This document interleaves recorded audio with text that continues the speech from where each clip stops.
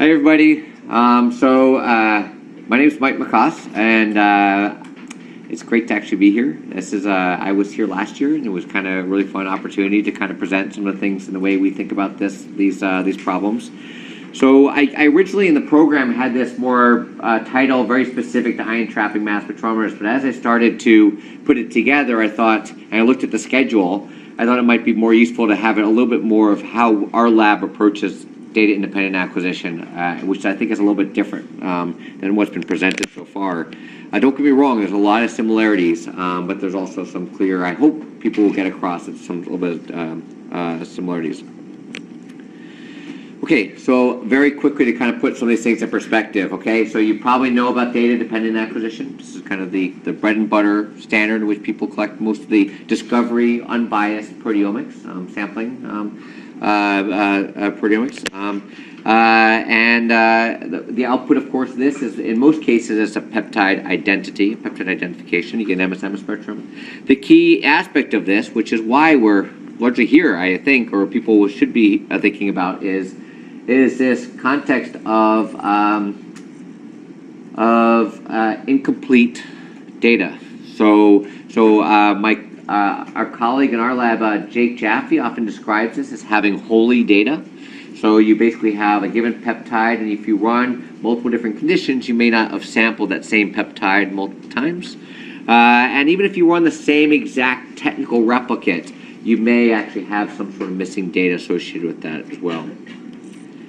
So our lab spent a lot of time, because of this, we got very kind of frustrated with this, I think as a lot of other labs did too. And we spent a lot of time kind of focused on targeted proteomics. So I'm going to give as an analogy parallel reaction monitoring, but selected reaction monitoring can also fit into here as well. And this idea being that in this case, what you do is you have very specific peptides you are interested in measuring. You tell the mass spectrometer to measure those specific mass to charge, but you sample the data regardless of whether or not you actually think they may be there or not, right? So you're going to continuously sample a given precursor mass, irrespective of whether or not you see some sort of MS1 signal. This results in an enormous improvement in sensitivity, at least a factor 10, and it also ensures that you have unholy data, right? So you have no missing data. And you're allowed to, and you get to the point where your figure or your signal that comes out of it is no longer a spectrum; it's actually a chromatogram. I'm sure Brendan will probably describe this idea of using chromatogram-centric, mass spectrometry, and so everything that we're doing here now is based off of a chromatogram, not of a spectrum. Some signal measured over time, right? The extraction on a chromatogram. But the goal here is the peptide quant. It's the quantity that's important. It's not the building a big list of things that we can identify. It is the sheer ability to measure a set of things that you're interested in reliably and quantitatively. Okay. I know this is all review. Bear with me for just a little bit, right? and then of course, one of the challenges, of course, is that setting up these assays is actually kind of complicated. What you'd like to be able to do is collect data on a sample, and to be able to extract the data from the data that's been acquired, the signal that's been acquired. And I'll point out that I was aware of this strategy back in about 2002. John Venable had been trying to collect this in John Yates's lab on linear ion traps for a long time, and he wanted to span a mass range with this. And in that case, one of the things that you do is you have these really complex mixed spectra. You're intensely multiplexing the MSM spectra collection, where if you look at the data across time, the fact that the spectra multiplex are a little bit less of a problem because you're only extracting product ions that may or may not have interference. So this becomes kind of interesting. We do have this advantage now. In theory, we can measure a lot greater number of things. And it's beginning to approach the number of things that can be measured in a data-dependent acquisition. The big advantage here is that we can get to the point where we have no missing data. I'll talk about some strategies that we're thinking about doing that. These things are kind of up and coming. They're not entirely there, but they definitely make a big improvement. They make things a lot easier to do. I'll also point out that we're not far off of getting to the point where data-independent acquisition and parallel reaction monitoring converge. So this turns out to be when the instruments get at 50 hertz. It's actually a fairly straightforward number to figure out. We're at about 10 hertz right now, so we basically need 5 times faster. I'm not going to present this today, but we actually do have data that's been collected at 67 to 70 hertz. And we definitely know that now the data is beginning to approximate parallel reaction monitoring for everything. There is some differences, though. Parallel reaction monitoring is still trying to target specific analytes. Data independent acquisition is still trying to get to the point where you're measuring, setting the windows in predefined locations and extracting the data from that. Now, let me bring up a couple differences here. Is that as you go faster, you get to the point where you can measure so many different analytes and that you end up covering a bigger portion of the mass charge range. And if you go faster, data independent acquisition, you go faster, so the windows get smaller. Anyway, we'll talk more about this in shortly. One real critical thing that's kind of come out about this is I think our lab became to started thinking about this because we started to do so much targeted proteomics that we started to think about taking data we had collected using the Venable strategy back that he published in 2004 and started to extract data using Skyline, thinking about this for targeted chromatogram extraction. The Aebersold lab converged on this idea as well, and their papers definitely have been, you know, the standard as far as what's been out there. And I think this is a key paradigm shift. It's really different in the way you approach the data analysis. Instead of trying to take this mixed complex spectra and trying to stick it against a search engine, what we're trying to do is say, do I have evidence for this peptide? And I'll talk a little bit more about this later. So basically the idea is, if you were interested in this peptide, everything now becomes a targeted experiment. You can say, okay, well, the doubly charged precursor is 790.4. It should fall in this bin, this 20 mass charge bin. And you can go about looking across time, so every single one of those MSMS windows across time, so this is time in this dimension. And you then think about going and begin to extract those product dying data across time, right? And then you can integrate the area into the curve. But if people have done targeted proteomics, they'll notice the data essentially within Skyline looks identical.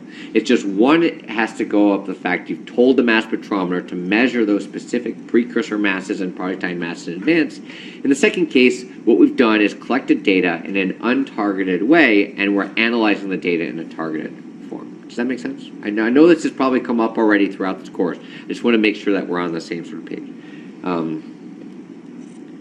There is, and I'll point out, there's actually some really great, these are early papers of collecting data this way, but what they were doing largely was trying to take I'll call a spectrum-centric approach to analyzing the data. I've got this mixed multiplex spectrum kind of trying to analyze it. Although once they analyzed it, the quant was done exactly the same way as we're reporting here. Okay. So data independent acquisition. So there's a couple of the components here. It's comprehensive MS1 and MS2 sampling. The data is untargeted, so it's just slides that Jared Egerton from our lab had kind of used to use to present this.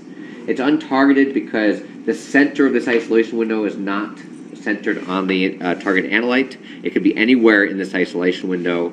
It's largely unbiased. I want to be careful with the term unbiased. Almost all proteomics methods have some bias. It's just a matter of what it's biased to. It could, if nothing else, be biased in the fact of your sample preparation strategies, right? So when you're digesting with trypsin, you're biasing it to which peptides will respond well from trypsin digestion, right? So that's obviously a bias. So unbiased is a little bit of a misnomer here. I got to be careful with using that. I also want to point out that comprehensive does not mean we're comprehensively measuring everything there. We're comprehensively collecting MSMS data across that mass range. It's unbiased in the fact that we don't trigger an MSMS event based on a precursor signal. So you could have a weak signal in that isolation window or even no signal in that MSMS window. You're still going to trigger an MSMS event. Or it could be a very intense signal. One of the challenges we struggle with the most, this is the Achilles heel here, and I'll talk more about this, is the wide precursor isolation is the biggest limiting factor we have for data independent acquisition. The data is also collected very systematically, so it's measured continuously over time, and at least in our lab, we really shoot to have the cycle time to be within about 2 seconds. Sometimes it's a little bit longer than 2 seconds, but in general, we want to be 2 seconds. Okay. So this is a key difference, though. We are doing, I really do think of as data independent acquisition as a targeted data analysis method, but it is a little bit different than a traditional targeted method like parallel reaction monitoring or selective reaction monitoring. And that is that you approach the problem differently. Let's say someone comes to you with 100 samples and they want you to measure X protein out of it. In that case, what you would do with parallel reaction monitoring is you'd say, okay, for that X protein, I have to figure out which peptides I want to measure, what is their retention time I want to schedule it, I would need to refine which peptides are most reflective of it. I would then collect some data, maybe refine it a little bit more, reschedule the method, adjust different peptides to measure. I would then go forward and measure the actual 100 samples for those peptides of interest. And then I would go through and maybe potentially refine the transitions again and subset the transitions. But then you, of course, you say, okay, I saw some observation, I saw it change, it didn't change. You may then have a new hypothesis, which you go back and you have to say, I need to measure a new protein. You go back and remeasure those samples again. One of the values in theory, this has not been done much at all, has been for data independent acquisitions that you collect the data up front, you generate a hypothesis of your favorite protein, you do your peptide selection all in silico, and then you generate new hypotheses and go back and do this again. You don't have to go back and reanalyze data. Now, I'll tell you that this is the dream, but no one's done this yet. It's not like we've gone and taken data from the Abersol lab or Ben Collins' group and gone and said, we're going to go reanalyze their data to find something really new in that data. It just hasn't happened yet. So that's one thing that's really kind of key. Likewise, people haven't taken our lab's data and gone and reanalyzed it for their favorite targets.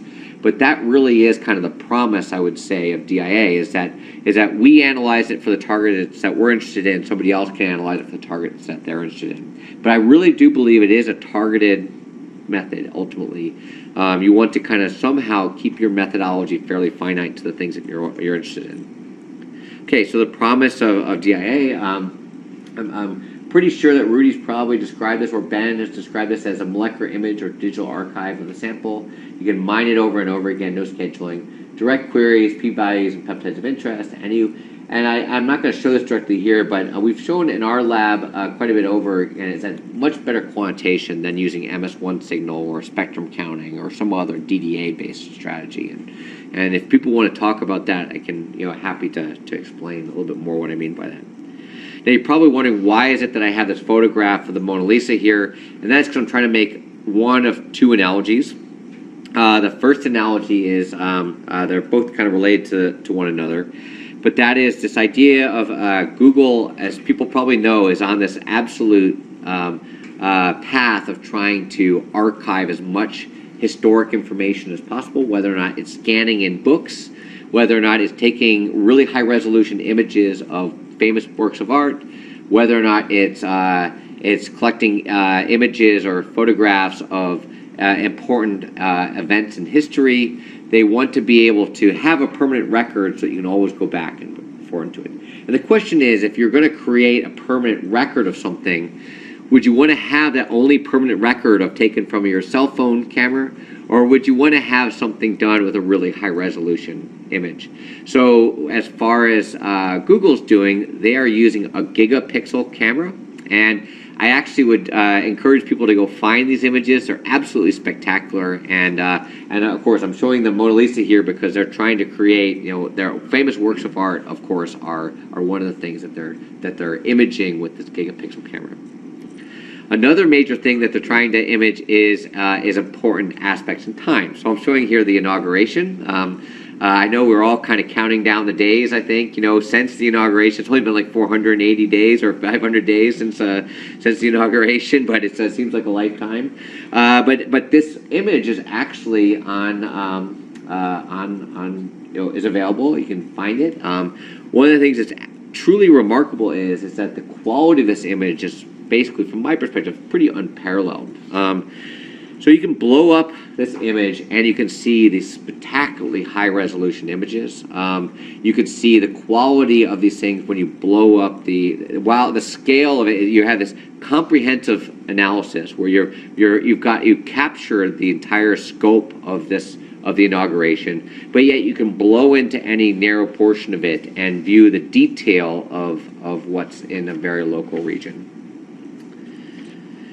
So if you were to measure something by targeted proteomics, you can say, okay, well, you can have incredibly high detail of a narrow individual thing. It's sort of like the equivalent of whether or not you had a photographer taking from that same vantage point an image with a telephoto lens. You can get an incredibly well-detailed image. You can get the same number of pixels in a very small, narrow area. You can get an incredible quality image that are blown up, but you lose the detail or the viewpoint of looking at it in a fairly unbiased way. So if I measured just those images of Barack Obama, Hillary Clinton, and Donald Trump, and I could get great quality images of them, but I've lost the context of how they would sit into the overall picture. I've also lost that inability to potentially go back and find what somebody else was looking at exactly the same time. If somebody else was Joe Biden sitting right next to Barack Obama, et cetera, during that same period. Okay, so I'll talk a little bit about what I think are some needs of quantitative proteomics, and this all comes about sort of how our lab thinks about these things and the way we approach this problem. The first one is, are we really identifying peptides? And I think we should be. So I think in the proteomics field, we throw around this term identification around very loosely. There's no way that you can be identifying a peptide that the genome has already told us is there. Right? So this is a tryptic peptide defined by the Genome Project. You're not identifying the peptide. You're not identifying albumin from your plasma samples. I can assure you, somebody knew that albumin was there for a very long time, right? So the term identification, I think, is a misnomer. What it is you've detected albumin and it's above your limit of detection, and then whether or not you can quantify it is another thing. So I do think this term identification is is overused, and it has a historical way in which we did a time when we used to really identify things. In fact, there's an interesting story here. When the original database searching paper came out in 1994, Jimmy Yang and John Yates, there was a sequest paper. They actually were mapping spectra to uninterpreted tandem mass spectra to peptides to protein sequences. Prior to the Human Genome Project, prior to there being protein sequences, they couldn't get their paper reviewed at most of the top-tier journals because all the reviewers came back and said, wait a second, I need to know the protein sequence before I can determine the protein sequence? This doesn't make any sense. But of course, we know in hindsight that we knew that the Human Genome Projects were going forward, EST sequencing was going forward. We were not going to end up worrying about not knowing the protein sequences. So yes, we're not identifying these protein sequences. We're just identifying them in the sample. We're just detecting them in the sample. Sorry, I used that own word. So, okay, so focus on detectable peptides and quantifiable peptides. Good selectivity is really important. I'll talk a little bit about that. We want good or better peptide detections than data-dependent acquisition. Now, this is something that's a little bit kind of, I really feel like you should only ask questions of things that you're really interested of your data, but reviewers tend to say constantly, how big is your list, and is your list comparable to the list of what I can get with data-dependent acquisition? So we've had to kind of step back a little bit and ensure that our lists or scale of the analysis we can do are of equal or greater level that we can do. And I'll talk a little bit about where we've gone with that. We want to have no missing data between runs. That's a very clear thing. You want to have an integrated signal for every single peptide, for every single sample that you're going to analyze it in. Whether or not it's above your limit of detection or below your limit of detection is a whole nother point. And then we'll talk a little bit about assessing these figures of merit to assess quantifiable peptides. I'll point out that a majority, only about 10% of the peptides we can detect are quantifiable. That's a really kind of key component here. It's kind of scary and shocking, but just because you get a big list of peptides doesn't mean that they're going to provide you much good quantitative information. So, okay, all right. So, are we really identifying peptides? And I'll bring this up right here. So, so again, the way we've historically done this, we've taken MS spectra. We take these spectra, we query them against a protein sequence database, we get what we call a peptide spectrum match, we get a p-value and q-value for that peptide spectrum match. I have to give another interesting story here. So one of my, a colleague of mine, John Story, he's a statistician who came up with the term q-value and as a measure of the false discovery rate. His lab used to be right adjacent to ours. I remember one night chatting with him. After describing to him a little bit about our workflows, he said that we were doing everything backwards.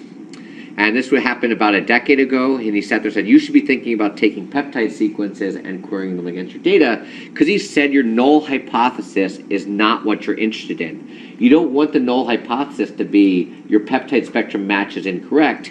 You want your null hypothesis to be, I have no evidence for this peptide. Does that make sense? This seems really subtle, and this is something that really kind of confuses myself and other people, I think a lot of us in the field. But the key component here is, if you take spectra or you take signals and you query them against your data, you're going to calculate a p-value for that signal or that peptide or that spectrum. You're not going to calculate a signal for each peptide. So in this case, there's let's say you collect 30,000 spectra and you do 30,000 peptide spectrum matches. You can't say anything about the remaining 13 million tryptic peptides in the human, proteome predicted by. So you can't say anything about something that was not returned by a peptide spectrum match.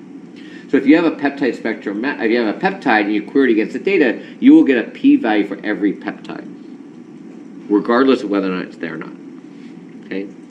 I know that this sounds really subtle, but this is what differentiates SWATH and the more recent DIA work that's now than what's been done previously. There are still people who are doing spectrum, like for instance, DIA Umpire and a couple other tools still take a spectrum-centric, MS2E still takes a spectrum-centric approach to this data. But one of the real values here is that you get a p-value and q-value for every peptide.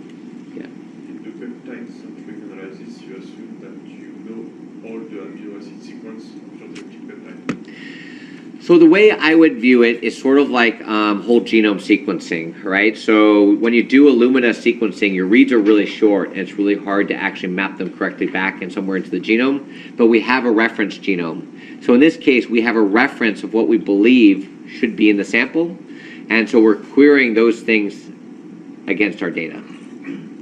So that's kind of the way I think about it in my head a little bit. Does that answer your question, or? All right, so we get a p-value return for every queried peptide. Here's another way to look at it, right? So if you were to go through, this is another example that Jared Egerton in our lab used to present quite regularly at meetings like this. And that is, let's say you're interested in a book in a library. Would it be the best way, would the best way to approach finding that book be tell a librarian, go randomly select a bunch of books out of the library, look to see what's on the cart, and then use whether or not it's on that cart as a measure of whether it's there or not?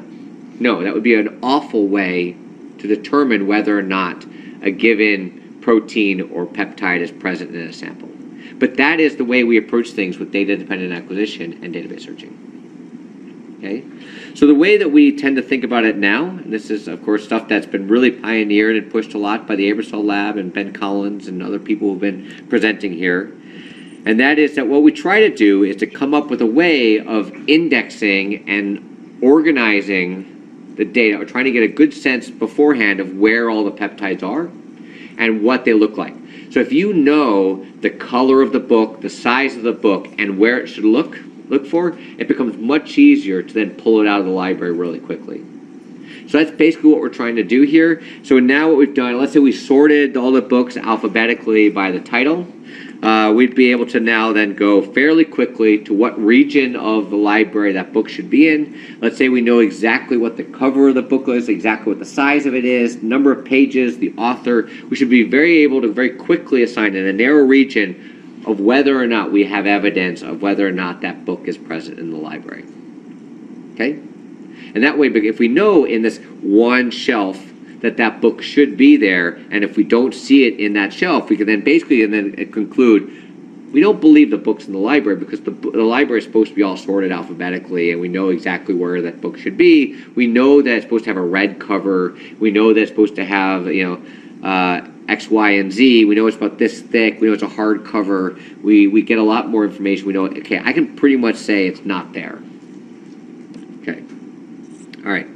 So one of our first attempts at doing this was was a tool we called PECAN, and this was an acronym for peptide-centric analysis. But the idea initially, I'm not going to go into too much details about this, but the idea was that you took a bunch of peptides, you took some measure of what you expect the background to be, so what sort of proteins or matrix, what sort of random things you should be matching in that sample. And you went through some peptide processing, data extraction, background estimation, subtraction, so all basic signal processing type strategies that a lot of these tools do. You get some sort of machine learning output and statistical test, and then you visualize and look at your data with Skyline. You know, basically what the goal here was to take really noisy, data like this is what DIA data often looks like when you look at it in Skyline. It's really noisy. But if you knew right off the bat that this is where your peptide signal was, you basically put the blinder on for everything else and say, like, I'm just going to focus on this signal right here and use this to use as a peak picking, as this is the signal to use for my quantitative analysis. And one other key component here is that the MS1 signal is almost completely undetectable. There is completely interference of that MS1 mass at all points, that you can't use the MS1 signal really at all in this example. There's lots of cases like this. I also point out this is the worst case scenario. We're only now querying the data with a peptide sequence, no other piece of information. Okay.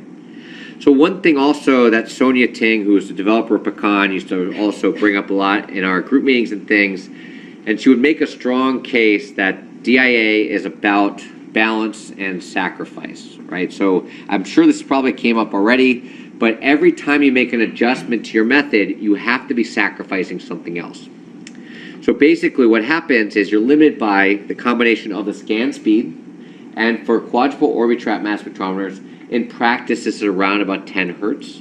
Regardless of what thermo will tell you, you're limited basically about 10 hertz. You can potentially get 20 hertz out of it, but that's only on a Lumos or QEHF-X. And even though a QEHF they'll say is 20 hertz, it's not 20 hertz. And we're going to talk about that later if people are interested.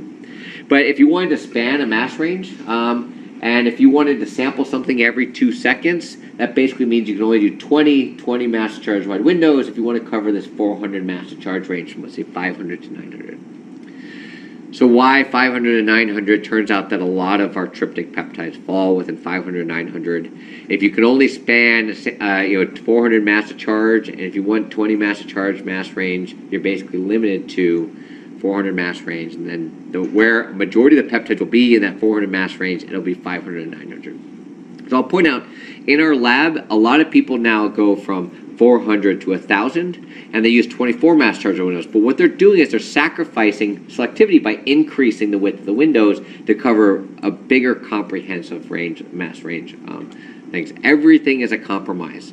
You're always either decreasing your selectivity or improving your selectivity and decreasing your comprehensiveness, or your sampling speed. So you can decrease your window size, but that means you're going to sample the peak half as much. Does that make sense? Okay. Or you could go even more extreme and say, I'm going to do 5 mass to charge wide windows, and because we're sampling now only, you have to do 85 mass to charge wide windows to span the same 400 mass charge range. Now you're at the point where you probably can't get much quality quantitative data at all. Okay. So Dave Goodlett, when he was at the University of Washington, he spent a lot of time thinking about this as well. So he collected a lot of data in independent acquisition data in his lab. The area that he kind of proposed and pushed on quite regularly was the idea of making multiple injections to span the total mass range. So he would make sometimes 10 injections covering with 2 mass to charge isolation windows to span the full mass range. But that comes, of course, at the expense of throughput, right? So now you're making 10 injections to cover the same mass range. So now you literally have to make 10 times, you're making 10 times more mass spec time, and mass spec time costs a lot of money. So if you're depreciating the instrument over a period of time, your cost per sample is now 10 times as much as it was by making 1 injection per sample.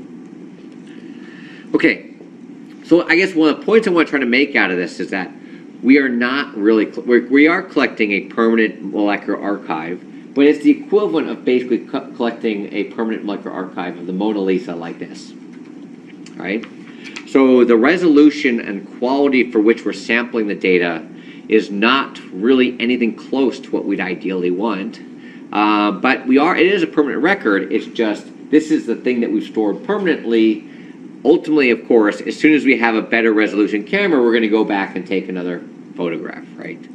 So it's not a good permanent record. It's just, given the technology we have today, this is the best resolution we're able to sample the data at.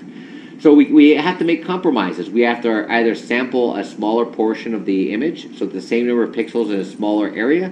So we're not taking as comprehensive of our mass range, or we have to make multiple injections to span the full, to have a high quality image covering the full total image. Okay, so it turns out that you're inversely proportional to the isolation width is the number of peptides you can detect. We have a tool that can just detect things based on the peptide sequence. We do not need spectra or retention times to query the data. But we know, because we have this tool that can just make use of the peptide sequence, that as you half the number of windows, you get pretty close to being, this is 10,000 to 17,000 peptides. As you go 5 times more, you've gone 2.5 times number of isolations. So it's inversely proportional to the isolation width. The narrower the window, the better you are at being able to detect peptides within the sample. This should not be surprising, but don't just think you can go forward with wide isolation windows and forget the fact that you're going to lose and sacrifice something by having that wide isolation windows. That's important, because this is not a perfect be-all solution by using wide isolation quant. Okay, so I think I'd made it just a point now, or be it a little bit to a dead horse, is that selectivity is important. So let's go back and think about ways in which we can do this. So one thing we've been thinking about for a long time, so one of my first graduate students who was in the lab, I actually gave this as a problem to them in about 2004, 2005. I told them, can they sample a wide isolation window, and then when they go and sample it the next time, offset that window a little bit to figure out whether or not the isolation is in one half the window or the other. So I'm not sure if people are familiar, but there's in imaging there's always been this perceived fundamental limitation that you could not image items within a cell or on a surface that had a size that was smaller than the wavelength of light. Right, because you have this image that has a wavelength of light, and if you have something that's smaller than the wavelength of light, you would not be able to distinguish exactly where the size of that scale, that feature, if it was smaller than the wavelength of light. Now, we've come up with methods, or at least scientists have come up with these methods, called super resolution microscopy, that allows us to basically step that image over and over again to the point where we can say exactly where things are at about 1/2 to 1/4 of the wavelength of light. So we want to use those same exact strategies to image things with wide isolation windows. So instead of just keeping your wide isolation windows in the same location, in the second cycle, what we want to do is offset them a little bit. So then we'll go back and analyze them again with the isolation window back where it was at previously. So what this means, if you have 2 different molecular species within the same 20 mass charge isolation windows, it could be 5, or it could be 10, it could be 20 molecular species in the isolation window. If you were to collect them with the isolation window measured exactly in the same location, you would get 2 different chromatographic peaks, and they may cause interference, they may not cause interference. If you have them offset and the other interference is in the other half of the isolation window, it'll be present in only the blue runs, the blue cycles, but not in the red cycles. Because the red cycle, I'm going to pull out this blue peak, this red peak, this blue peak in order to sample this other peak, and you're going to see it form this sort of sawtooth type pattern in the data. Now, if people are familiar with Hadamard transforms or other multiplex analysis strategies, it's very similar to this. You basically get a data matrix, and you have some linear algebra that allows you to go back and basically demultiplex the data. So if you have 20 mass charge worth data and you were interested in this peptide, you'd have lots of different chromatographic peaks that are showing up at different retention times. If you overlap the windows, you now get some of your peaks now have the sawtooth type pattern, some of them do not. So this tells you right off the bat which peaks are in the other half of the other isolation window, which ones are in your half of the isolation window. So even though I'm collecting 10 mass to charge with the data, I've now gotten my selectivity down to 10 mass to charge. So I've basically gotten to the point where I've doubled my effective resolution of my image, even though I've collected data with these fairly small or large pixels. Okay, so here's now applying basic linear algebra to demultiplex the data. And with 10 mass to charge with the data looks just basically indistinguishable. So we basically doubled the resolution without having to do anything different. Okay. I just want to point out, it doesn't matter what instrument platform you're using, whether or not it's SciEx instrument platform, thermal instrument platform, unit resolution data, or accurate mass data. The ProteWizard can demultiplex this data. You should definitely be thinking about collecting data in an overlapping way and demultiplex the data. You can generate MZMLs, MZXMLs, MGFs, basically any file format that the ProteWizard will support, you can do that. This was a huge advance here when we were able to get this finally into the ProteWizard, just like Skyline is supported in the same sort of way. This allows us to be able to, and you can use, of course, the resulting output of this data in Skyline as well, because it supports MZML. Okay, this last part, this next part, I think I already mentioned. My viewpoint is that I tend to like to measure a few things well, as opposed to lots of things poorly. But reviewers really want to get a sense of how big my list is and whether I can detect as much or more things than I can with a DDA discovery method. So this is basically a typical data-independent acquisition library search workflow.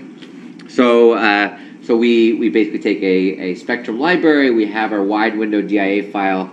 We have some sort of compute match features. We have some machine learning classifier, and we can say whether or not we have some ability to detect a peptide or not. We can set a false discovery rate, et cetera, for the given peptides that we have more than just peptide sequence information for. So what we're doing here is we actually have some information about the retention time, either an IRT value as like a relative retention time or a retention time stored from a previous set of runs. So you know something about where it should sit overall within the data, right? So this gives you a lot of extra information. It's like knowing that President Obama is sitting next to Joe Biden, right? You know it sits relative to other pieces of information within the image. The other thing you know is because you have the Spectrum library, it's sort of like going to the library and going to look for a certain book. You know that what the cover looks like, you know what the size of the book looks like, you know a lot of pieces of information, you know basically the intensity of some of the peaks that are in there. That helps you to basically narrow down which of the signals are most likely to belong to what you're most interested in. So I'll point out that mProfit was the algorithm that first kind of implemented these. It was originally done for selector reaction monitoring, fully targeted data. OpenSwath, of course, which I'm sure you guys have all heard a fair amount about today, implemented this as well for data independent acquisition data. And Brendan spent a lot of time working with colleagues in the Aebersold lab to ensure that this mProfit model was also implemented within Skyline. I'm sure you guys have probably heard about that as well. I just want to point out it is definitely the state of the art, and it's definitely. I'm not going to go into dwell on it too much more, but or harp on it too much more. But I think what Brendan's done has been to make it fairly easy to implement a very complicated workflow. It also allows you to kind of refine or remove certain features and to visualize the output results very easily. So Brian Searle is a graduate student that's in our lab, and when he joined our lab, he was basically looking for different project ideas. Brian Searle has a company called Proteum Software. People have used Scaffold before. He's one of the co-founders of Proteum Software, and one of the first things I did was sort of give him this sort of image, this workflow, and suggest is there anything that can be done to kind of improve upon this. He's worked completely independently on this and kind of came up with a lot of ideas, very independent from definitely from myself. And I'll walk you through some of the things I think that have made some progress. The first thing he did was try to re-implement a lot of this workflow separately. So he wanted to But he did it took on some work that was improvements of what our lab had some advances in. So one was he knew that our lab had shown that deconvoluting overlapping windows or demultiplexing overlapping windows was important. We also, our lab published a number of years ago this percolator algorithm. If people have used Mascot, the back-end post-processor for Mascot, as percolator is one of the options. Proteome Discoverer, it uses it as well. It's definitely a very powerful machine learning tool. It's semi-supervised. We did this with Lucas Shaw and Bill Noble back in about 2007, 2006. And that was a key component. The other kind of thing he did a lot of was automated transition refinement and sort of setting the boundaries, integration boundaries, using other pieces of information from other runs. And so this is basically, it's very similar to MProfit. It doesn't change the paradigm much. It just uses a slightly different machine learning classifier. It uses slightly different features, and it uses this deconvolution overlapping windows initially. So this is basically the strategy Roy's taking now, okay? Let's say you want to look for Barack Obama in your image. The problem is or Donald Trump. The problem is that this is what the data looks like. They're relatively low resolution data. The image quality is pretty poor. So the issue comes about is whether or not by querying an image from another library collected in the context of a fractionated sample helps you as much as it could do within the context of trying to assign that this is Barack Obama's signal, right? And so what we have here, of course, is Barack Obama during the inauguration. His hair is a lot grayer than he was sitting in this talk. Now he's standing in front of a podium. He's got a red tie on as opposed to a blue tie. His eyes are closed in the inauguration. Can we actually map this spectrum collected in a slightly different context, different time, with this low resolution data that we've collected here, which is obviously a mixture of many different things and has poor resolution image. Also, the IRT, or the ability to predict retention time, says, look, it's anything within this fairly wide range of the image. It's better than looking across the entire image, but it's not as ideal as having it be able to pinpoint it to an exact location. He's sitting exactly right next to Joe Biden in front of Hillary Clinton.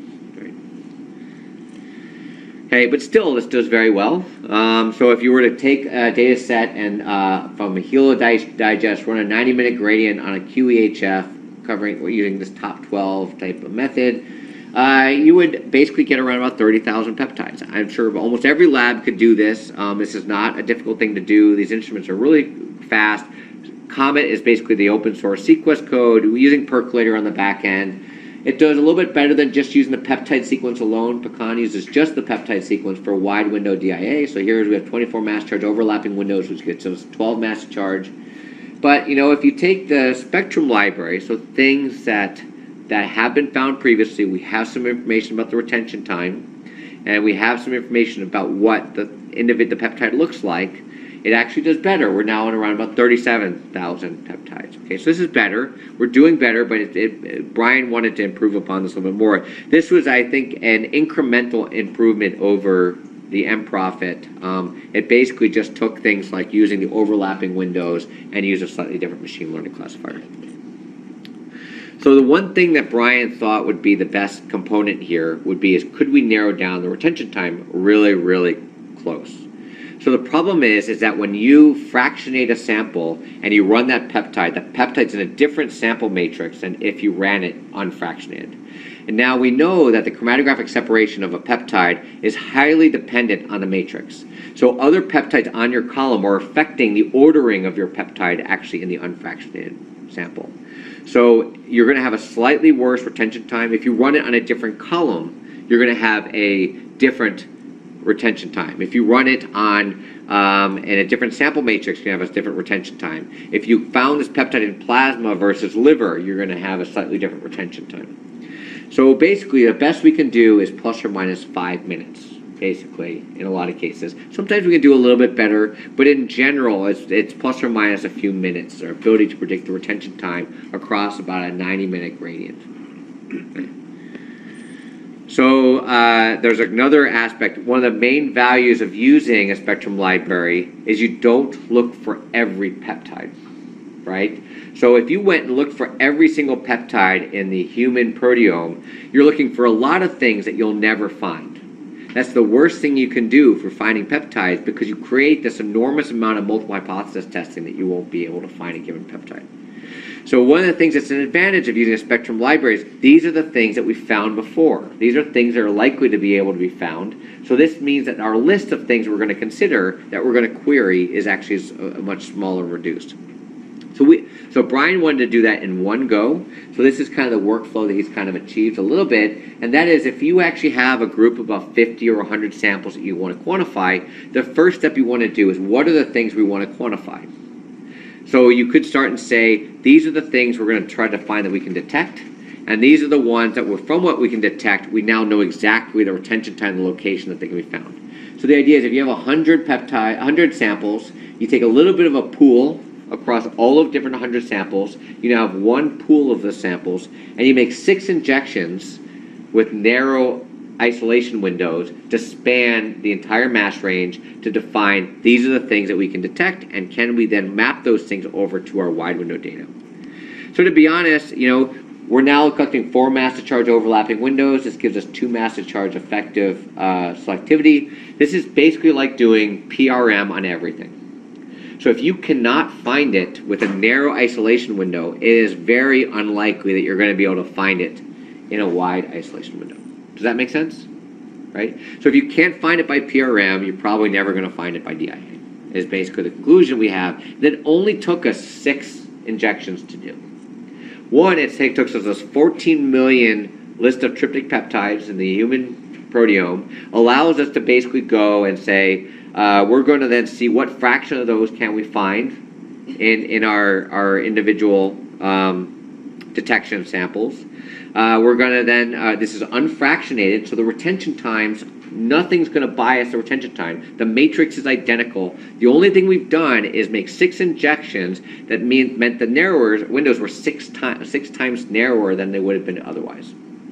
It's such a simple addition. It doesn't change the workflow really at all. All you have to do is make 6 extra injections.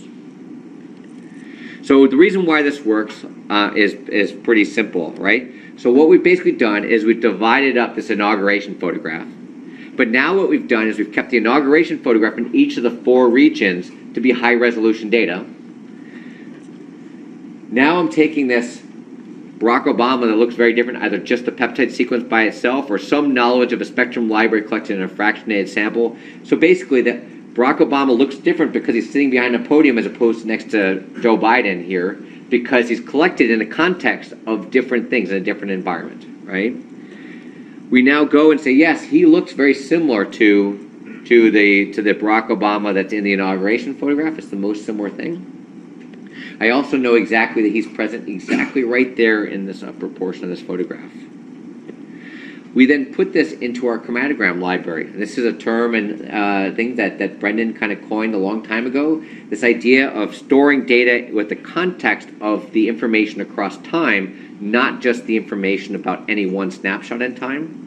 So this is kind of very important. So now what we know is we know that Barack Obama is sitting next to Joe Biden. We know he's sitting right in front of Hillary Clinton. It makes us a lot easier to be able to link him there, because ultimately what's going to happen is we're going to have to go back to the low resolution data and be able to find this. Yeah. The other piece of the thing is we could query with an image like myself and realize I wasn't at the inauguration, right? So this is really important, right? You don't want to say, ask for people in this room and see whether or not they're there on the inauguration. All it's going to do is give you a lot of queries to your data and make it really hard to find the people who are actually sitting in the inauguration, right? Because you're making lots of queries, lots of hypothesis tests that complicate the analyses. I know this sounds kind of counterintuitive, but you actually want to query for the smallest number of things that might be present in your sample. And so this may mean, so you make very specialized libraries often, only that cover the contents of a sample. If you could have gotten a list of all the names that are present in the inauguration, that would be the best starting point to query against your data, as opposed to otherwise. So what we've done instead is we've started with a high-resolution image, broken the image up into lots of little pieces, then queried a very large list to see who actually might be in that sample, and then what we do is we go back to this entire data file again. So now what we have is this chromatogram library, which has an exact image of what Barack Obama looks like during the inauguration. We found him in this very narrow location in the image previously, so we know he should be exactly right here. That allows us to then map this into this low-resolution DIA data and say, look, this is the best match for Barack Obama. Okay. Yeah. Yeah, so that's exactly right. So this is basically why we were querying for me looking at the image. If you didn't know that I may not have been at the inauguration, you break the data into this high resolution image and you look for it.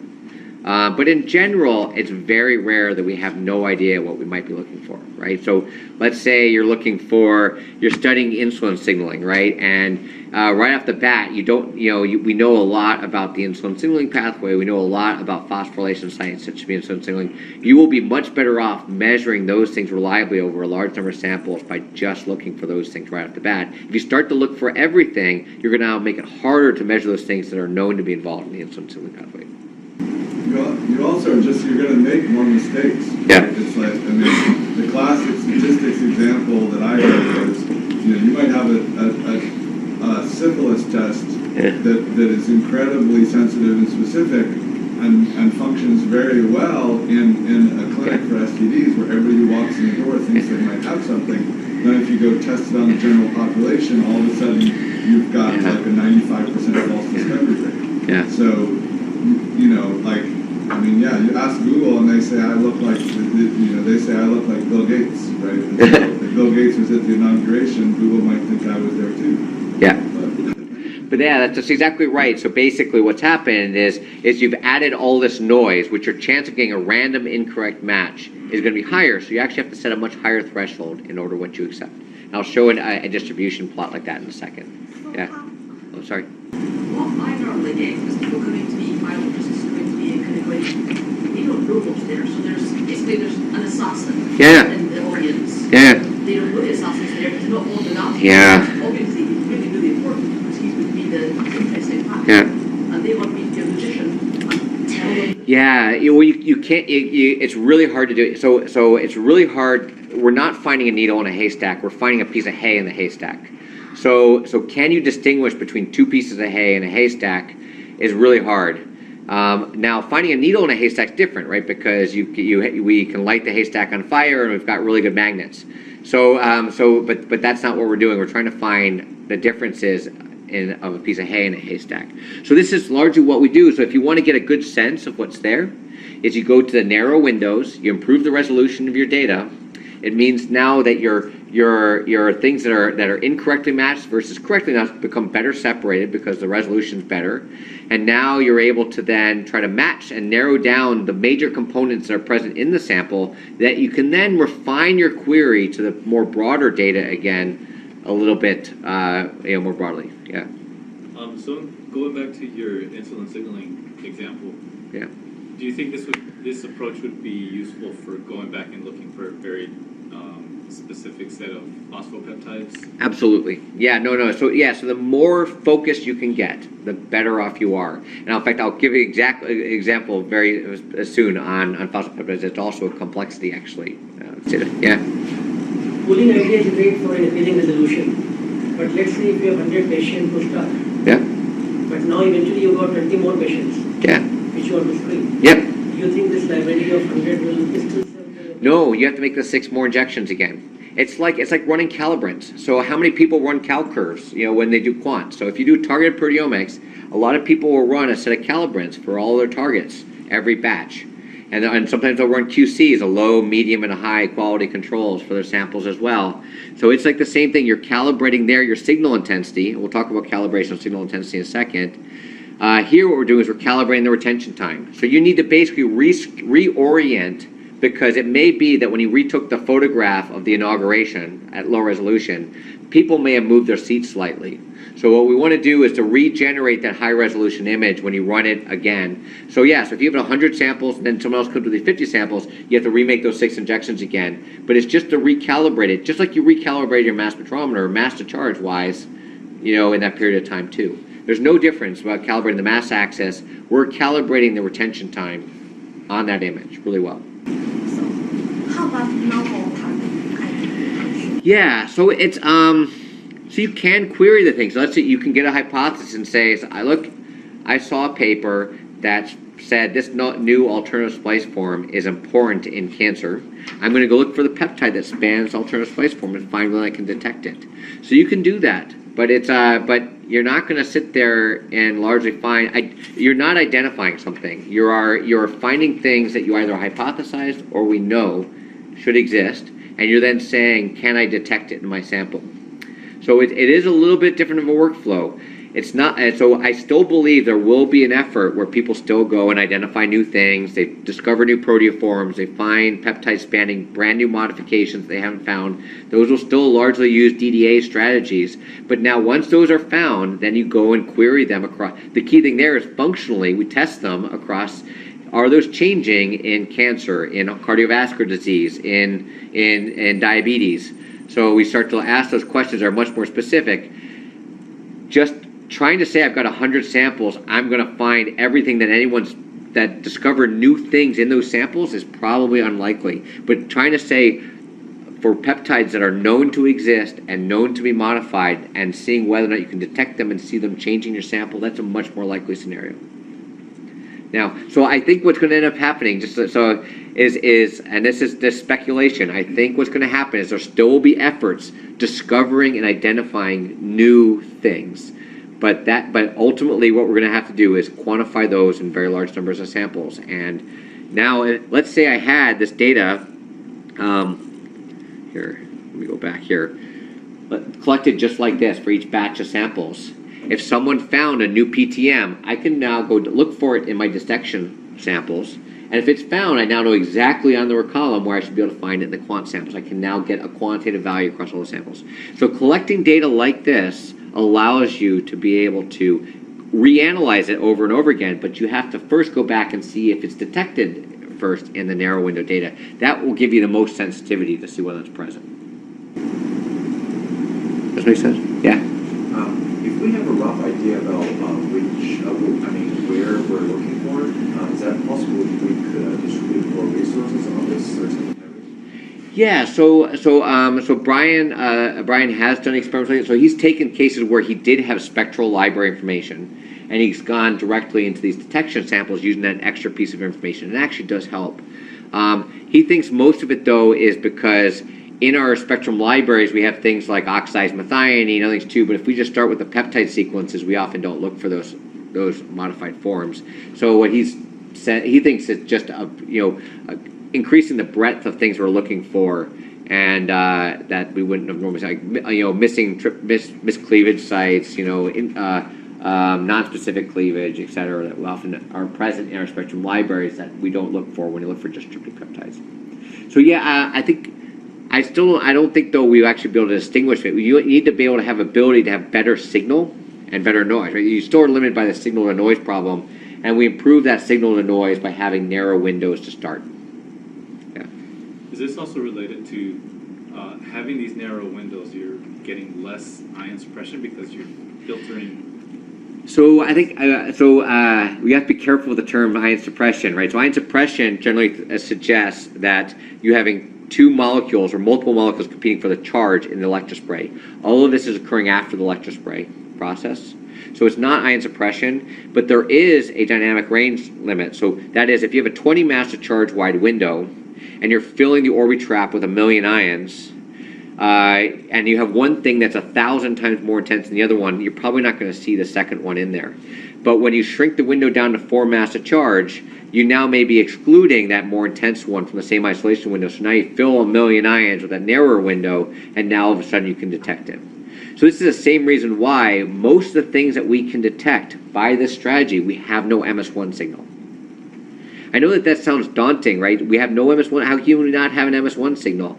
It's because if you're filling 4,000 to 1,000, 400 to 1,000 with 1 million ions, you're likely to have 100 or 1,000 molecular species in there. Now fill 1 million ions for a 4 mass to charge wide window. You're going to basically be enriching your sample because you actually sacrifice time for sensitivity, right?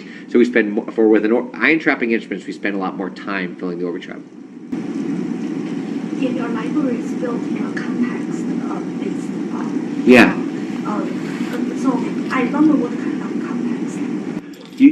You take your samples, you take a little bit, let's say I have 100 microliters of 100 samples. I might take 1 microliter from each of those 100 samples. Now I've got 100 microliters of a mixed things, and that's what I use to build my library. So there is an issue here, though, and then this is, I'm not sure if people have caught this. What if I have two very diverse sample types, like disease types? I may have a sample that's present at the lower limit of something in one of the samples, but not in the other. I've now diluted it by mixing all the samples together, and that's definitely true. But all the stuff that Brendan brought up is also true, that looking for something that's a weak signal in the context of everything else probably isn't the best idea. People really want this big list, right? As opposed to, when in my lab, we're really focused on, we want the best data. And I don't care if I sacrifice a majority of the things, I just want really, even seeing that something's not changing and being able to say conclusively and well and precisely measure that it's not changing is a really good thing. Now, don't get me wrong, we understand why people want to be as comprehensive as possible and to be able to ask really high sensitivity queries of the data, but just having a big list of noisy data doesn't help you that much.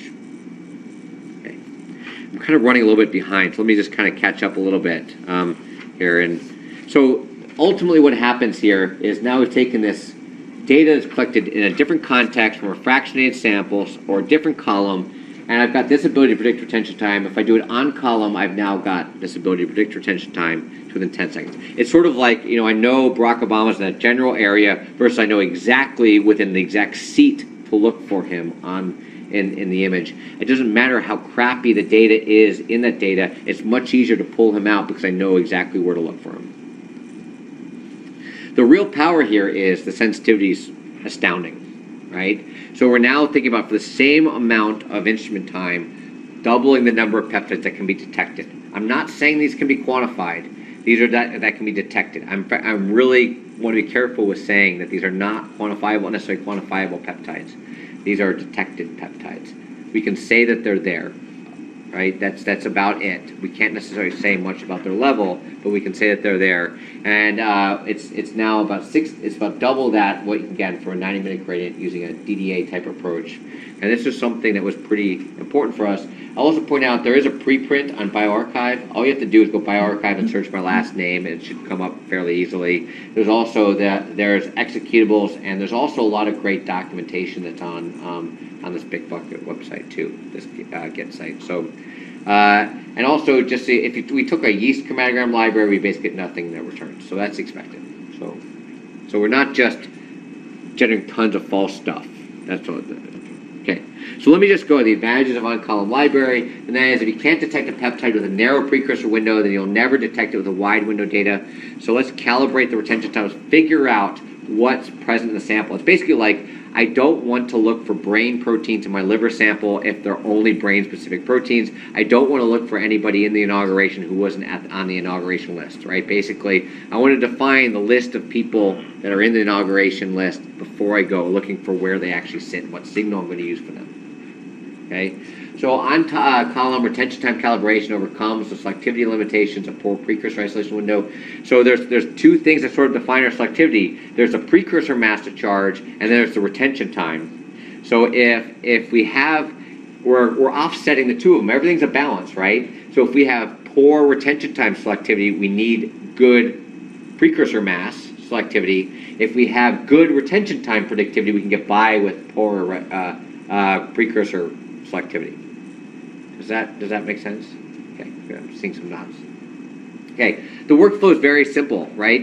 You don't need to worry about having this really big, large library. You can just go and make 6 injections. Your sample methods are very easy to set up. You run them every single time. If you have 100 samples, you just make injections 50 to 56 or so be your chromatogram library generation. They all measure a slightly different mass range, but you're injecting the same pooled sample over and over.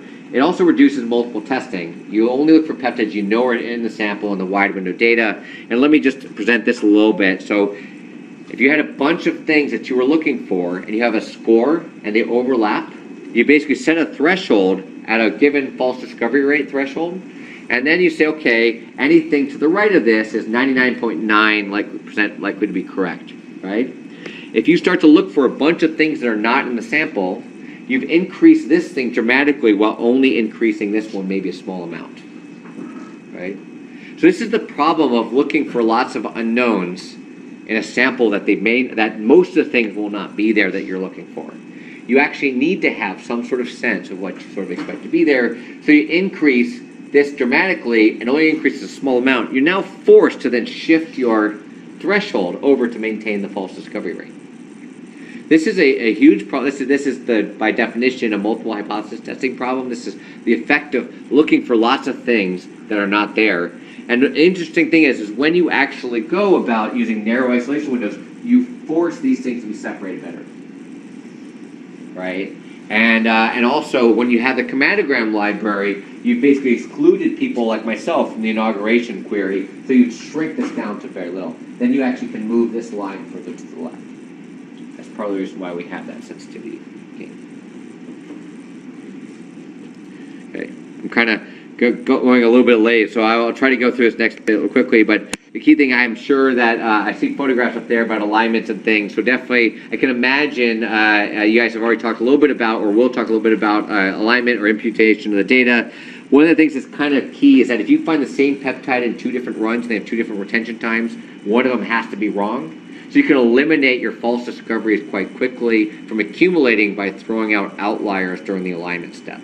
It really does help a lot as far as accumulating false discoveries, because if you have a 1% false discovery rate and you take 100 runs, you basically now have almost 100% error rate, right? If they're all on different things. But if the same things will be if they're truly false discoveries and you find the same peptides in multiple different runs, you basically are able to eliminate them because they shouldn't have the same retention time. Okay, so that actually does help a lot. Alignment's non-parametric, but the nice thing about it is if you look at the data in Skyline, these 2 runs peptide found, and we've imputed the boundaries here, and so it works out fairly well. Okay, so here's kind of a basic thing. So if you were to do quant on anything, whether it's a BCA curve or you have a quantitative curve, you have a given amount and you have some measured signal here, and all curves have some sort of range in which that signal is linear. And this is pretty important because everybody wants to do quantitation, right? Nobody just cares about plus or minus. Nobody wants to have a really big list of things that they've identified, but you can't say anything about it not being there. You need to have some sort of measure of whether or not things are within your quantitative, whether or not that 10-fold change in signal reflects a 10-fold change in moles, or whether or not it's just a 10-fold change in signal that's not reflective of the moles. So we also need to know whether or not we're actually detecting above or limited detection, or whether or not we've just got it detected in one sample, or whether it's a false positive. Okay, so if you use an internal standard, the only thing that changes here is that we've normalized the signal intensity a little bit. It improves the precision and is a little bit better. So one of the things that Lindsay Pino in my lab has been doing is she's been focusing her PhD thesis, thinking a lot on how do we go about doing the sort of limit of quant and limit detection for all peptides in the context of a complex matrix. So what we wanted to be able to do is have a calibration curve of every peptide. And the only way that we could think about having a calibration curve for every peptide is we wanted to know when we detect a peptide, are we in the linear range of quantitation? That's basically the question. And so what we do is we want to dilute that sample matrix, and we want to then make sure that if we dilute it in half, that the signal went down in half. But the downside, and the problem that she worked through, is that because the matrix was now just diluted, it was a simpler matrix, and the matrix effects were not exactly the same. So she has what she calls a matched matrix, and she calls it a dilutant matrix. And she dilutes this with a stabilized labeled version of the matrix. And this could either be a 15N or Silac labeled cells. And in some cases, we can't necessarily get a matched matrix, so we use a different species. So, for instance, in plasma, Andy Hoofnagel and Russ Grant, Andy Hoofnagel at the University of Washington, Russ Grant at LabCorp, have suggested using chicken plasma as a matched matrix. So in this case, you're taking plasma, you detect all the peptides there, you make a dilution with it in chicken plasma. The sequences are diverged enough, but the matrix is somewhat similar to the point where you get a similar sort of matrix effect. Now, it isn't exact, but it's about as close as you can get, right? This is pretty good.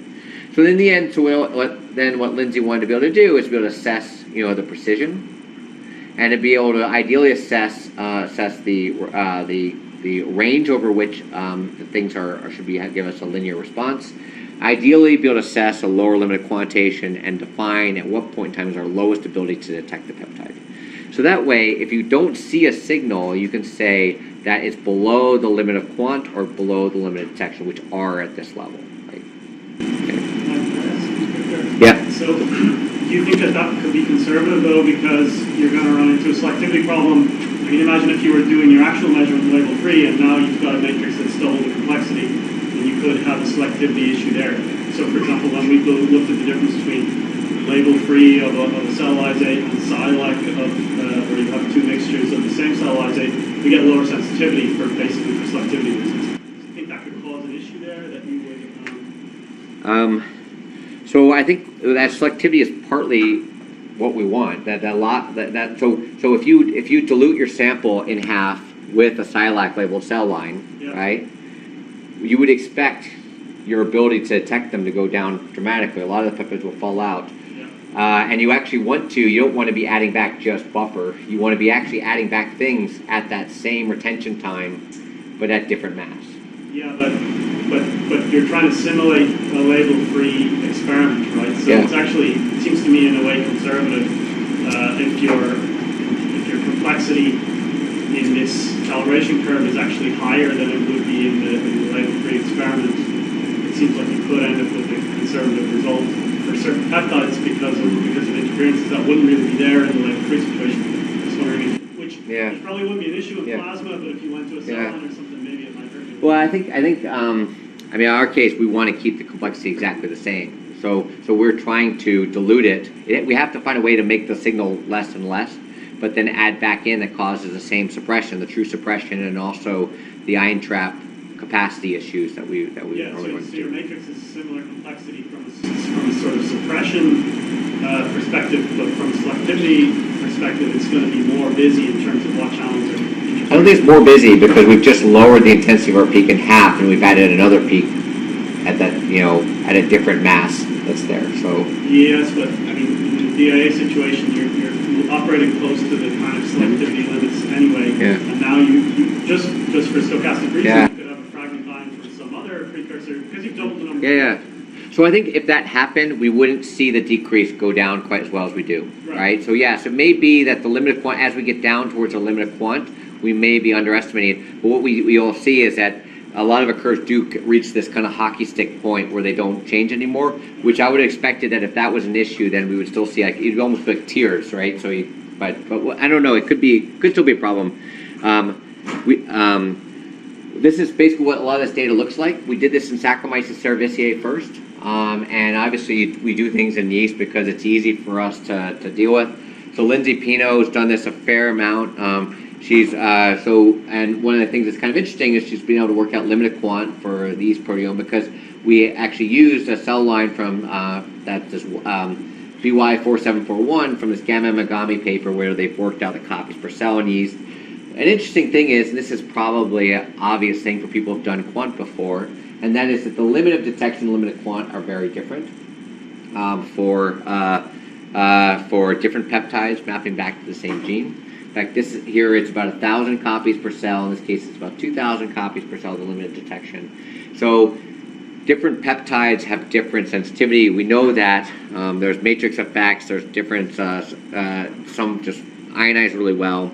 But interestingly, there's about 4,000 proteins that people have been shown, that this Gamma Megami paper shown, that are often expressed in YPD in mid-log phase in the strain.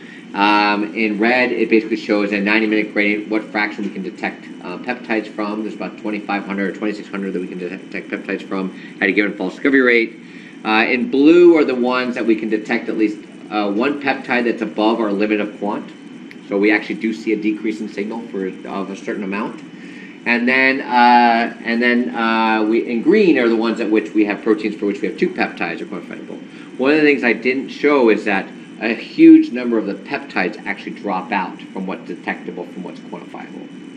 So there are most of the proteins we have a peptide that map back that provides, I will say gene. We have a peptide that map back to a gene product for which we actually have a a peptide that we believe we're above our limit of quantitation, but most peptides are not quantifiable at that level. So just because you can detect the peptide doesn't mean you can quantify them. I do think this is pretty exciting, though. This, again, doesn't take a lot of extra work. I think she did about 10 or 12 points on a curve, and she has, working with Olga Videk's lab and Cyril, we definitely based a lot of the limited detection methods similar to what was done with Cyril and in this paper in MCP in 2018. I want to give one other kind of analogy, and that is, okay, that's kind of to give figures of merit. The last thing I want to talk about here, very briefly, I know I'm already 20 minutes over, I think, is that is, oh, I have until 3? Yeah. Okay, great. Don't tell them that. So that is calibrating the signal.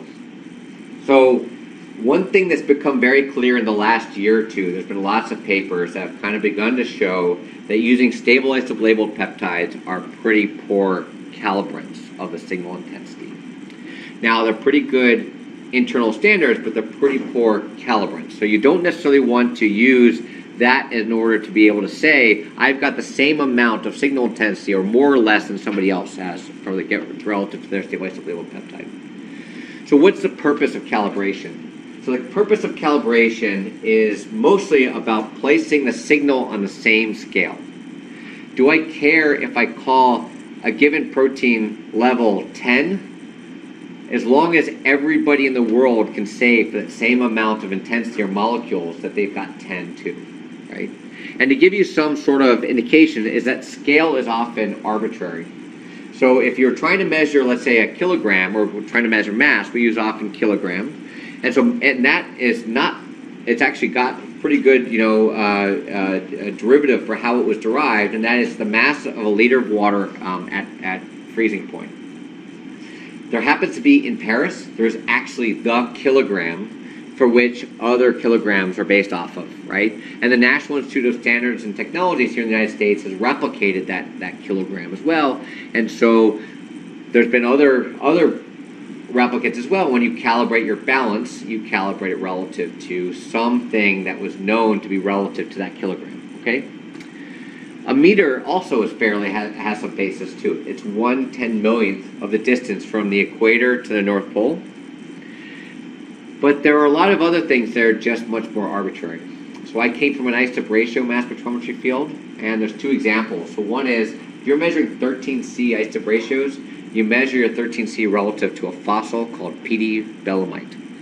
PD belemite was a fossil that was found in South Carolina in a formation called the PD Formation. The problem is that this fossil hasn't been able to be found again. So NIST made standards relative to this PD belemite, and PD belemite was chosen because it had the highest level of 13C, 12C that had ever been found on Earth. So they used that as an extreme level, and that was sort of the ability to then say, okay, we're going to measure this relative to this. But now that PDB doesn't exist anymore, we have to use standards that were calibrated to PDB that we use to calibrate our 13C measurements. Another great example of this, I think this is actually more similar to what I mean actually in proteomics, and that is standard mean ocean water. So if you're measuring 18O, 16O levels, ratios, you will calibrate your values relative to standard mean ocean water. This came about at the Scripps Oceanographic Institute. A lab there actually went around the world putting random amounts of distilled water from around the planet into a bucket and then said, this is standard mean ocean water. Everybody should measure their 18O, 16O values relative to that. Now we have Vienna standard mean ocean water. But of course, that bucket's empty. It doesn't exist anymore. And so now we still have values that the NIST has made, or other labs have made relative to the NIST standard, that everybody calibrates their values still, reports all their values still relative to standard mean ocean water. So what I'm trying to say here is that it doesn't matter what we put our measurements relative to, as long as we make the measurements relative to the same thing. Now, the reason why this is really critical is if I buy a 13C peptide from Pierce, and you guys buy one from New England Peptide, the likelihood that you will have the same value or quant value as I would from the different peptide manufacturers with different purifications, with different amino acid analysis, is almost none. In fact, one of the things that's kind of an interesting to do, I haven't done this, but my colleague Andy Hoofnagel's done, is he takes all of his peptides that he gets from New England Peptide, or from Pierce, he divides them into 3 and then sends them back to them and says, hey, give me another amino acid analysis done on, I have 3 different peptides I want you to quantify, and they all come back with very different values than they originally gave him the 2. So I think actually it's kind of an interesting thing there, right? So it's an important aspect where we measure things relative to something. Also, we're trying to quantify the protein, and what's much better to do is to actually measure it relative to an external single point calibrator that we actually can make all of our measurements relative to. Now, the way we're proposing to do this is that you have a reference material. Let's say you're doing plasma. We could take Golden West plasma, which is commercially available. And in another lab, you can have you can take your own plasma and you say, I'm going to measure the value of a given peptide relative to that reference material. Somebody else can measure their reference material relative to, working reference relative to that one. And then you can calibrate all the individual samples relative to that working reference, which is calibrated relative to the reference material. In the case of something like the Saccharomyces cerevisiae with BY4741, we have a known value for each of the proteins. So instead, we calibrate the quantity to that value of the copies per cell that the O'Shea, Weissman, Gamma Megami paper said they're at.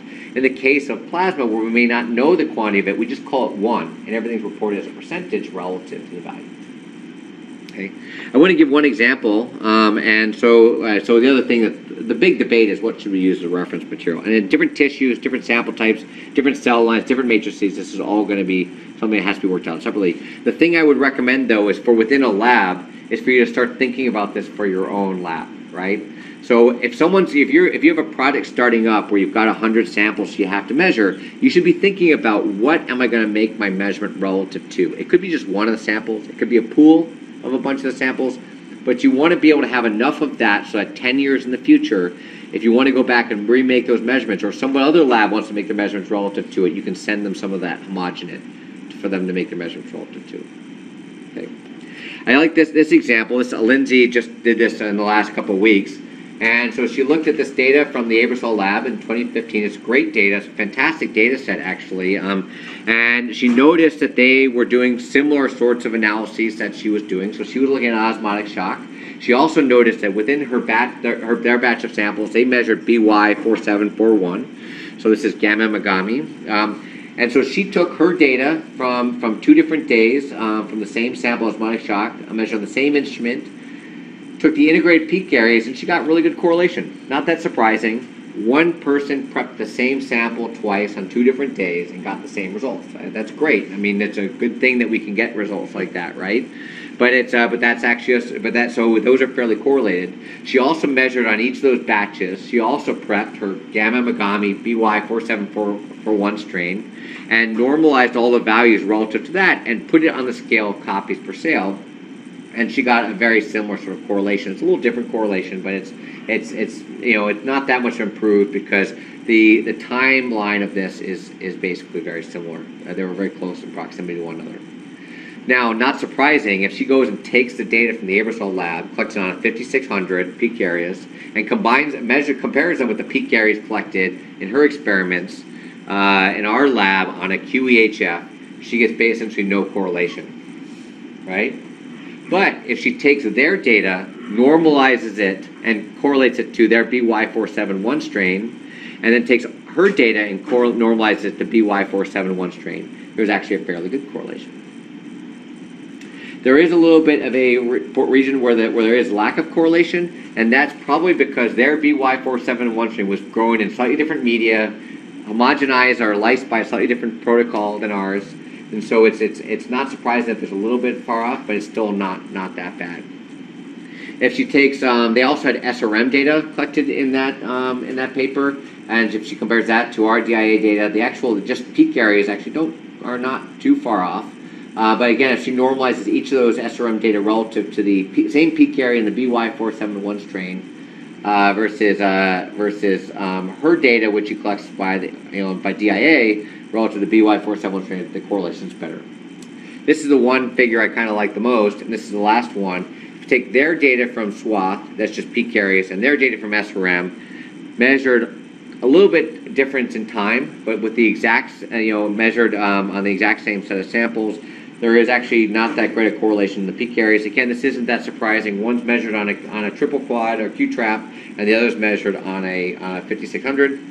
There's really good correlation. Yeah. No, you're right. There, it's right. It's right. The slopes, the intercept's off by a lot. Yeah, you're right. You're right.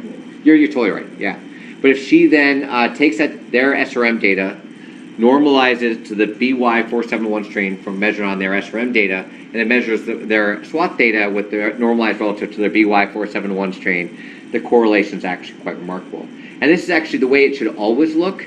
They're actually using the exact same set of the BY471 strain, peptides. It's a much better calibrant doing it that way than measuring, her prepping her BY471 strains and then prepping their BY471 strain and then trying to use those as separate calibrants.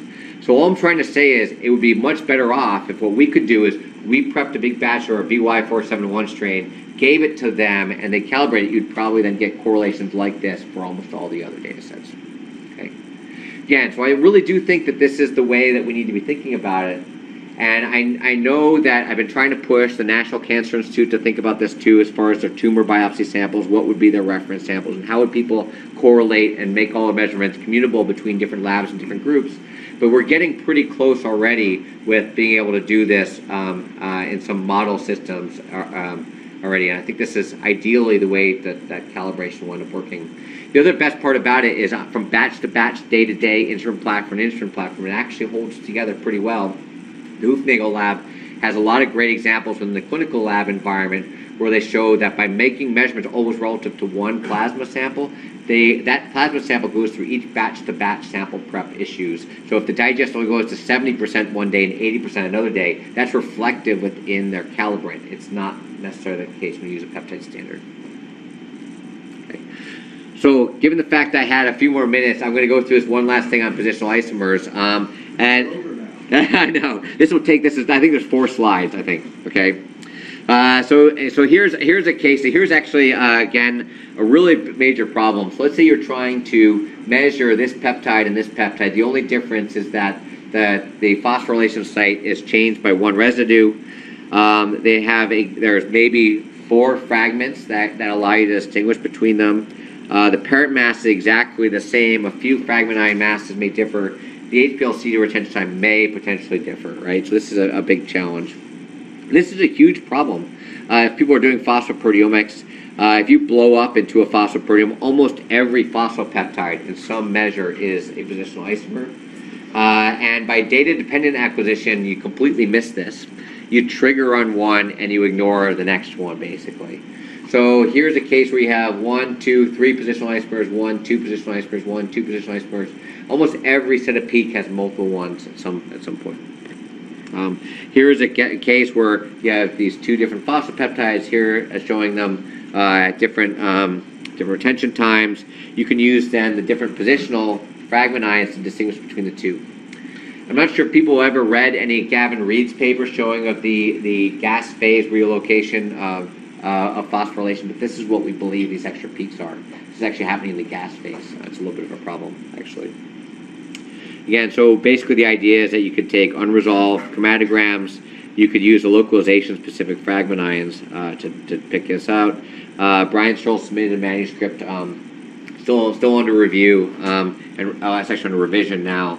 But again, there's no precursor ability to distinguish the precursor ions. You can only do it from the product ions. He's got a score that allows him to localize the fragments, so any one or another. So, and here's again a great example of the insulin IGF-1. And there's IRS-1. Actually, there's 3 phosphorylation sites on one peptide in IRS-1, and they actually are all regulated very differently by different enzymes.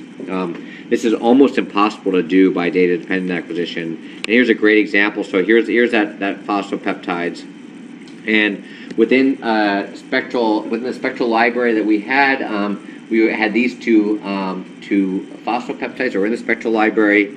He was able to find those 2 signals pretty easily using the localization-specific ions, and he was able to then find the phosphotyrosine site a little bit further down in the same data set. And one of the things that's kind of interesting here is that he's able to distinguish between them, whether or not he uses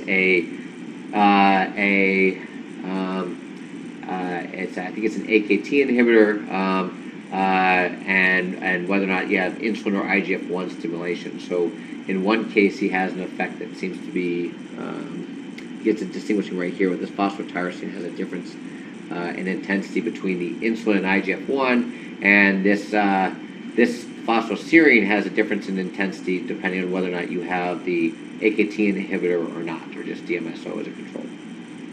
Okay, so conclusions. So I'm only 6 minutes over. We have the ability to perform data-independent acquisition with selectivity. It's like 50% greater than precursor isolation window. We've done things where we've tried to actually improve this a little bit more. For right now, we're just sticking with these overlapping windows, and it seems to be a good kind of compromise.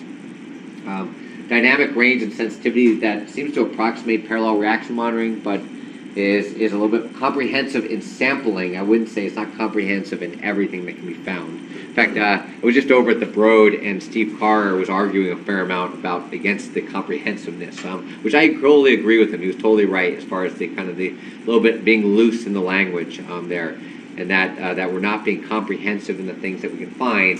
We're comprehensively sampling a mass range on a chromatographic timescale. So tools that can handle peptide detection without libraries has been something that we have worked on. Gas-phase fractionation to build on column libraries definitely is a useful method. That bioarchive paper, a preprint, is something that describes that, and I would encourage people to go check that out. We focus on quantitative figures of merit instead of just binary presence and absence. We are trying to get to the point for all of our regular assays that we have an LOD, LOQ, and a range over which the peptides are quantitative. And we need to be putting all of our assays on the same scale so quantitative data are commutable between labs and platforms, etc. The problem is what's that scale? What's that standard mean ocean water? What's the bucket of water that we should be making our measurements relative to? It's not straightforward. I think to start, each lab should be thinking what they're going to be making all their measurements relative to. And as long as you have a little bit extra of that sample that you can share with other labs, then you're going to be able to put your data in the context of another lab's data, if need be. Okay, so acknowledgements. I've done none of this work at all. So people actually know, probably Nat in the back there. He's, of course, in our lab has been responsible for a lot of these different efforts in these courses and handles a lot of logistics of being able to help with some of the training aspects.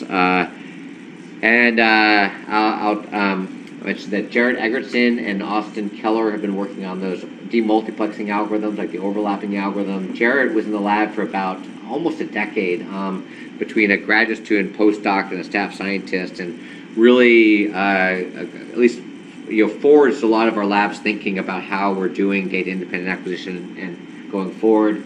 Rich Johnson handles a good chunk of the wet lab responsibilities, making sure instrumentation work and that students are trained, etc.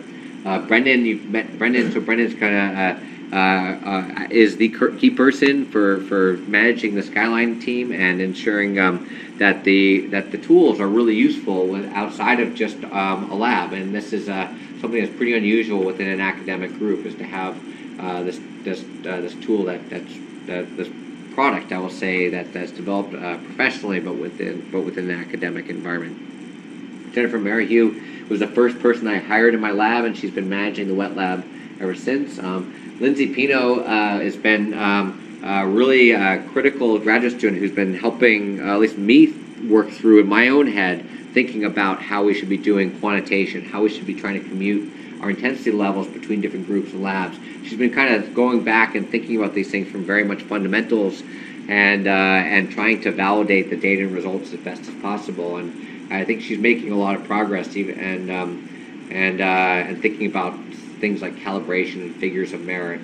These are things that a lot of people think are pretty boring, as opposed to, I've identified 60,000 peptides or something like that. That's something that's she really, but what she's doing is really critical and essential. Brian Pratt has been dealing with a lot of the small molecule side of things in Skyline, which we aren't talking about in this course. And Brian Searle, I talked about EncyclopeDIA.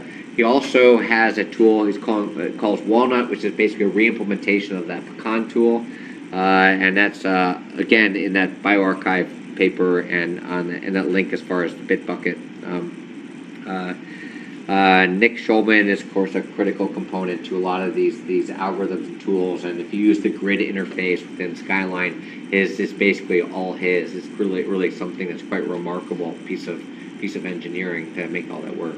I'll also point out too, we've had a great collaboration with Olga's lab, not only just with these courses and interacting with her lab, but also in thinking about just statistical problems in proteomics in general. How should we be thinking about limited detection, whether or not things are changing or different or altered? It's been a good opportunity for me to think about these things with colleagues who think about things in very different ways than I do. And of course, we're very thankful that the instrument vendors support this, the Skyline tools and also Panorama, but also the fact that the National Institute of Health has been pretty supportive of our work. And I'll thank you very much for your attention.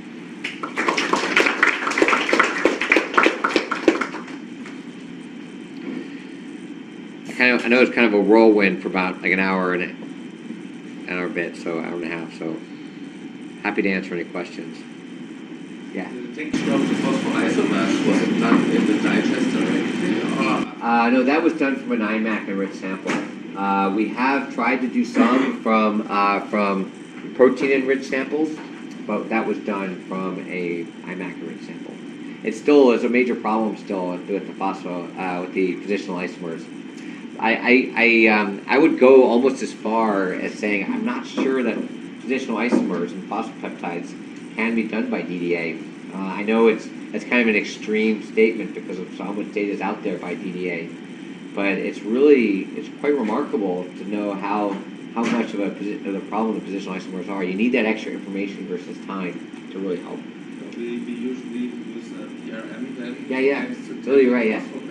Yeah, and I'm sure you've probably seen multiple peaks for things that you saw, right? So that's how Brian first caught it. He was doing a rotation project with Judith Mann. I should say caught it. I think it's a known thing, but it was the first time I was really shown data examples that made it so clear that this was a problem. But he was doing PRM on known phosphopeptides, and everything he thought was going to be one peptide, he'd see multiple different peptides, and so that became that's what got him thinking about this. So, yeah.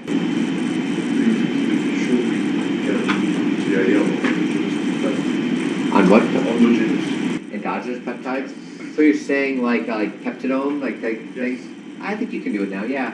So we haven't tried it, but I can imagine. I've had conversations with a lot of people with MHC peptides if they want to do it.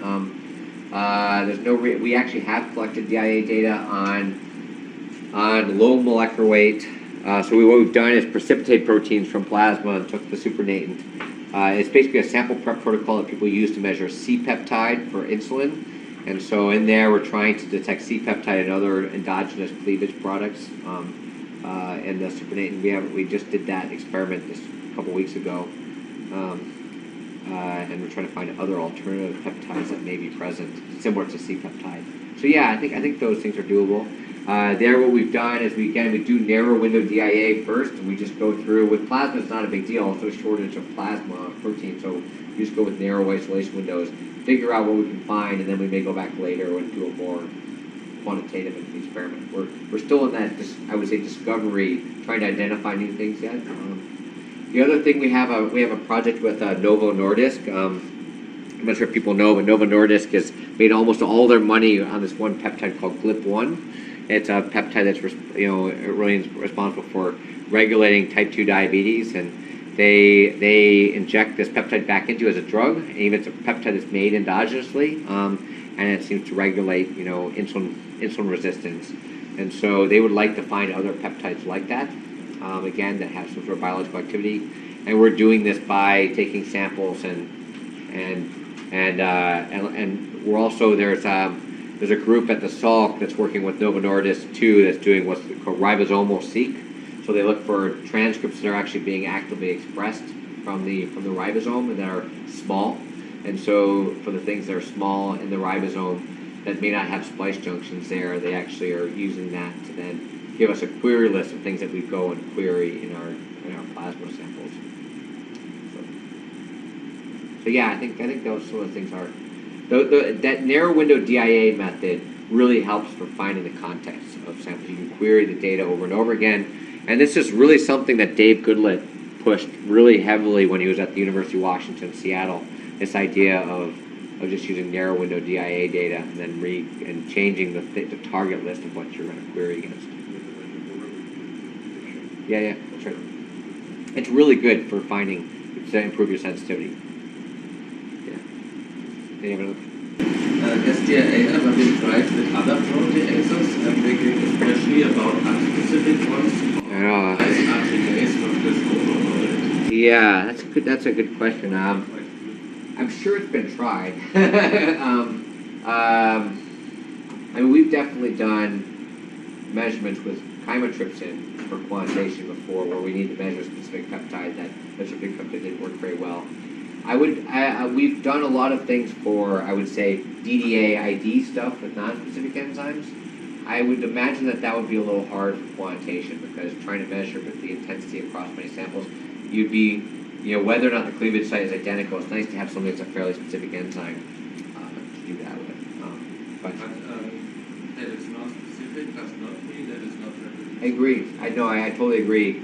Yeah, my wife always used to use proteinase K for transmembrane proteins, because you would get peptides that would be in the soluble loops, and it would be actually accessible structurally for transmembrane domains.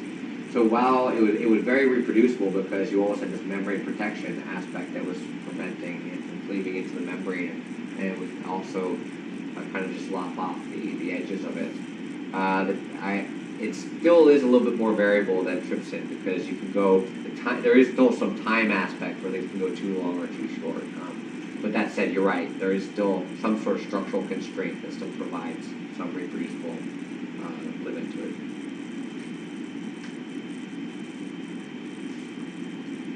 Okay, all right, well, thanks a lot. We have a half-hour break.